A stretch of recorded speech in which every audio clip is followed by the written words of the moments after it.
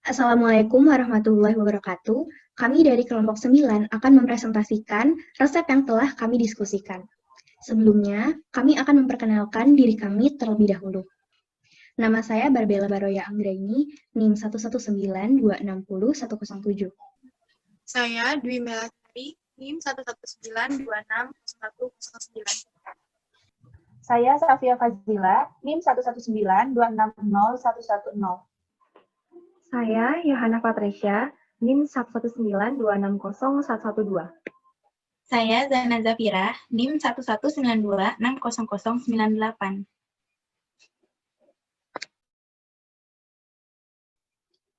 Terdapat 5 jenis resep yang telah kami diskusikan. Resep pertama adalah sediaan pulveres. Ditinjau dari kelengkapannya, dalam resep ini terdapat nama dokter, alamat dokter, nomor SIP dokter, tempat dan tanggal pembuatan resep, tanda resipe, nama dan jumlah obat, bentuk sediaan, aturan pemakaian, nama pasien, umur pasien, dan alamat pasien.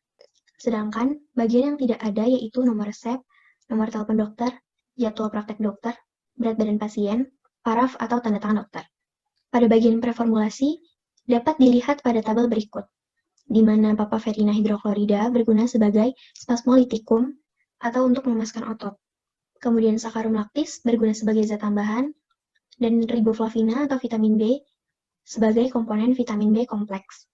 Lalu penimbangan bahan. Pada resep, jumlah papaverin hidroklorida yang dibutuhkan sebanyak 50 mg, riboflavin sebanyak 10 mg, kemudian laktosa secukupnya. Terdapat ketentuan berat serbuk dalam satu bungkus untuk anak-anak, yaitu 250 mg, sehingga jumlah laktosa dalam satu bungkusnya sebanyak 190 mg. Untuk menentukan jumlah bahan yang dibutuhkan, masing-masingnya dikali dengan jumlah sediaan, yaitu 12 bungkus. Kemudian perhitungan dosis. Berdasarkan Farmakope Indonesia, diketahui bahwa dosis lazim 1 kali papaverin hidroklorida adalah 25 mg sampai 50 mg. Dosis lazim seharinya 100 sampai 300 mg. Dosis maksimum sekali 200 mg, dosis maksimum sehari 600 mg. Kemudian, dosis tadi dikonversi menjadi dosis untuk anak usia 6 tahun menggunakan rumus Young, sehingga didapatkan dosis lazim sekalinya 8,3 mg sampai 16,7 mg, dosis lazim seharinya 33,3 mg sampai 100 mg, dosis maksimum sekali 66,7 mg, dosis maksimum seharinya 200 mg. Untuk dosis dalam resep, dosis sekali pakai sebanyak 50 mg dan dosis seharinya 100 mg. Resep ini aman dibuat karena dosis pemakaian kurang dari dosis maksimum.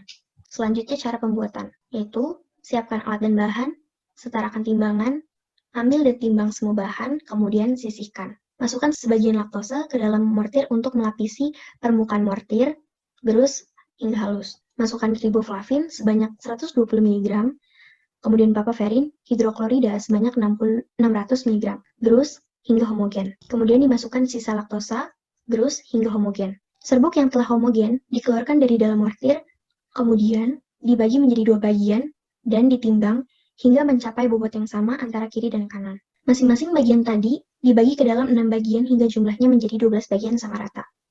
Serbuk dibungkus menggunakan kertas perkamen, dan kemudian dimasukkan ke dalam plastik klip, diberi etiket berwarna putih dan label NI.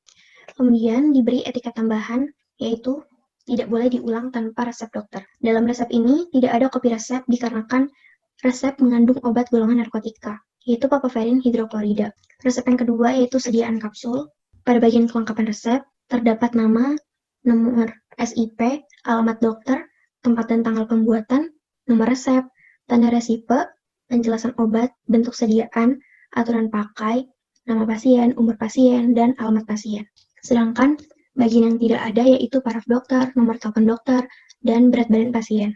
Pada bagian preformulasi, dapat dilihat pada tabel, di mana dilantin atau phenytoin sebagai antikonvulsan, kemudian carbamazepin sebagai neuralgia trigeminal, luminal atau fenobarbital sebagai hipnotikum dan sedatifum, diazepam sebagai sedatifum. Lalu penimbangan bahan, pada resep jumlah dilantin atau phenytoin ini 100 mg, carbamazepin 200 mg, fenobarbital 30 mg, dan diazepam 2 mg.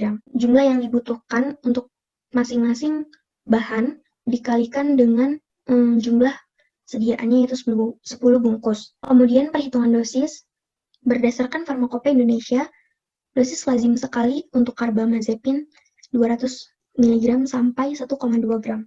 Dosis lazim sekali luminal 15 sampai 30 mg. Dosis lazimnya untuk sehari 45 mg sampai 90 mg. Dosis maksimum untuk sekali 300 mg. Dosis maksimum sehari 600 mg. Dosis lazim sehari diazepam 5 sampai 30 mg. Dosis maksimum sehari untuk diazepam 40 mg.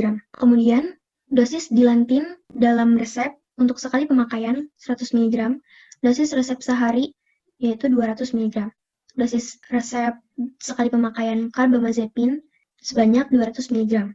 Sedangkan untuk sehari pemakaian yaitu 400 mg. Dosis sekali luminal 30 mg, dosis sehari luminal 60 mg.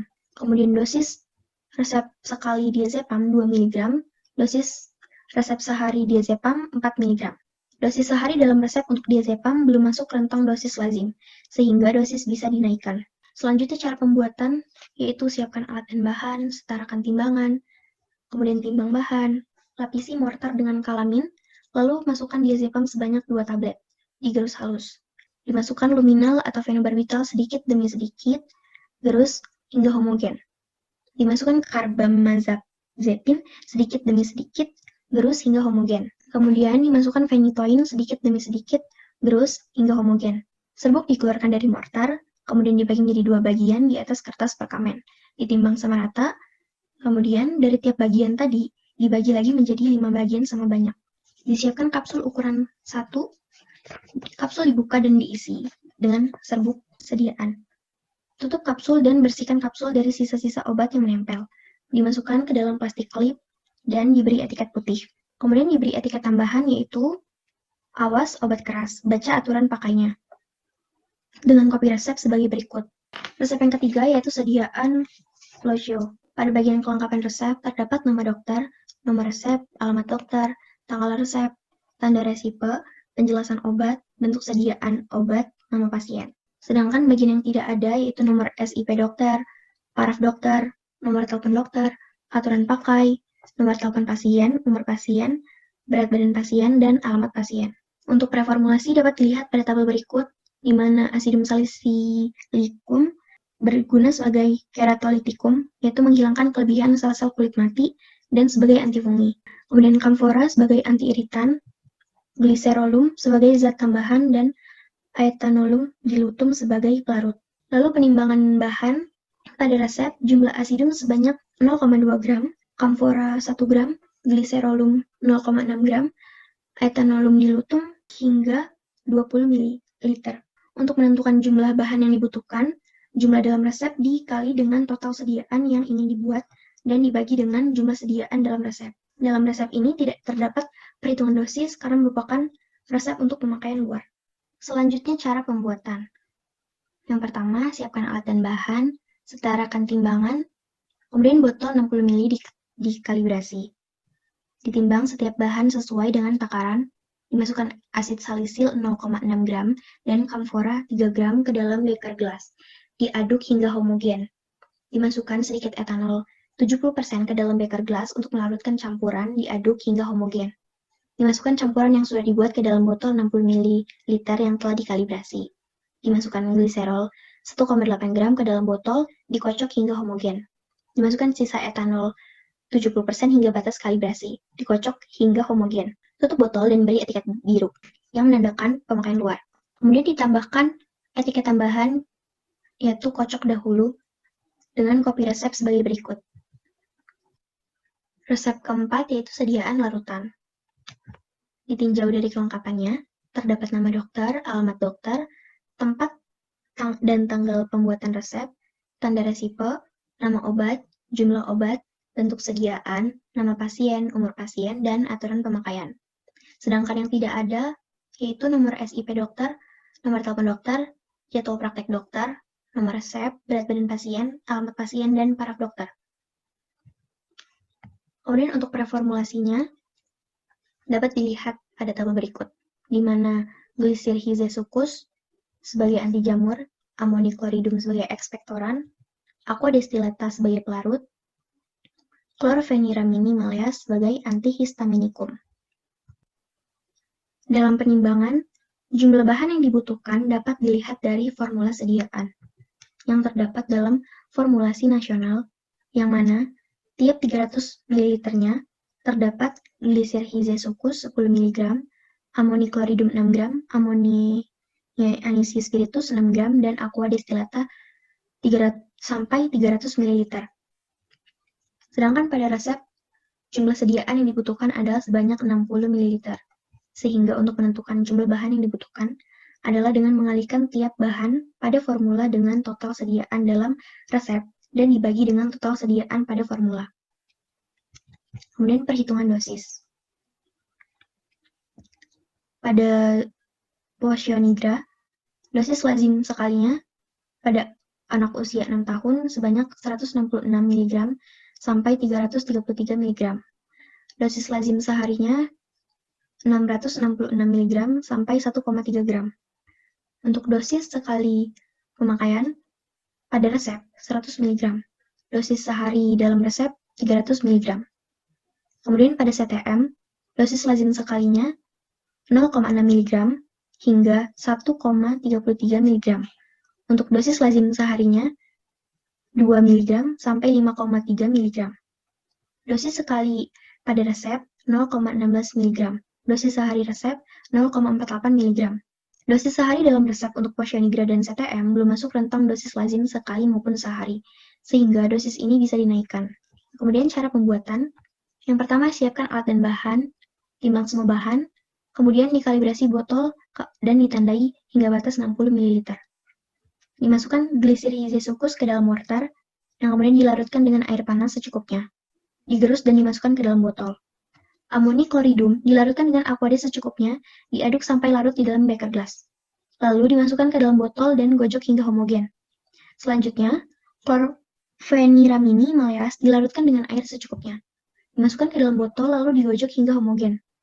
Ditimbang, sasa, dan dimasukkan ke dalam botol lalu digojok hingga homogen. Kemudian, botol ditutup rapat dan diberi etiket putih. Diberi etiket tambahan yaitu kocok dahulu sebelum diminum, simpan di suhu ruangan, jangan diminum jika terjadi perubahan warna dan bau. Dengan kopi resep sebagai berikut. Kemudian resep kelima, ditinjau.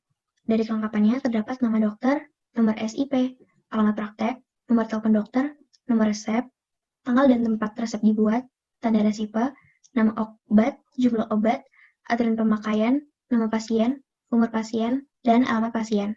Kemudian bagian yang tidak ada, perintah pembuatan bentuk sediaan dan paraf dokter. Untuk preformulasi dapat dilihat pada tabel, di mana minyak jarak atau oleum di sini sebagai laxativum, PGA sebagai emulgator, saccharum alba sebagai pemanis, oleum citri sebagai pengaroma, dan aqua destillata sebagai pelarut. Lalu penimbangan bahan dengan oleum di sini sebanyak 30 mg, PGA 10 mg, air untuk PGA 27 ml, saccharum alba 15 mg, pengaroma jeruk 10 tetes, pewarna kuning secukupnya, dan aquades hingga 250 ml. Selanjutnya cara pembuatan, yang pertama setarakan timbangan, siapkan alat dan bahan, serta timbang semua bahan. Dikalibrasi botol hingga 250 ml, masukkan PGA sebanyak 10 mg ke dalam mortar, lalu masukkan air 27 ml sedikit demi sedikit sambil digerus terus-menerus hingga membentuk mucilago. Selanjutnya, masukkan oleum di sini 30 mg ke dalam mortir dan gerus secara konstan hingga terbentuk korpus emulsi yang homogen dan tidak ada lagi tetesan minyak. Dimasukkan saccharum album sebanyak 15 mg ke dalam mortir, gerus hingga homogen. Dimasukkan pewarna kuning secukupnya, gerus lagi hingga homogen. Campuran emulsi dikeluarkan dari mortir dan dipindahkan ke dalam botol.